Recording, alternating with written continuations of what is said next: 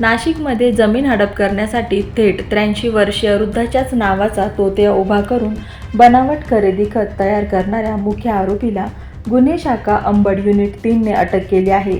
तब्बल 7 महिन्यांपासून तो पोलिसांना गुंगारा देत होता। मिळालेल्या माहितीनुसार येवला येथील सुधीर जमनादास गुजराती यांच्या मालकीचा वडाळा शिवारातील प्लॉट आरोपींनी संगनमत करून बेकायदेशीररित्या विकल्याचा आरोप आहे।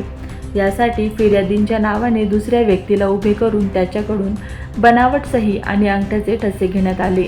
त्यानंतर खोटे दस्तऐवज तयार करून संबंधित प्लॉटची विक्री करण्यात आली। या प्रकरणी इंदिरानगर पोलीस ठाण्यात गंभीर कलमांखाली गुन्हा दाखल करण्यात आला होता।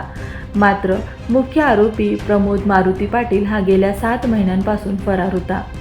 गुन्हे शाखा अंबड युनिट 3 ला मिळालेल्या गुप्त माहितीनुसार आरोपी सिडको परिसरात असल्याचे समोर आले।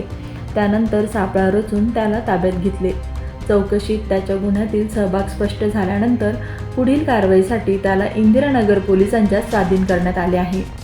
वृद्धाच्या नावाचा गैरवापर करून जमीन हडप करण्याचा हा प्रकार उघड झाल्याने परिसरात मोठी खळबळ उडाली असून या प्रकरणातील इतर आरोपींचाही शोध सुरू असल्याची माहिती समोर येत आहे।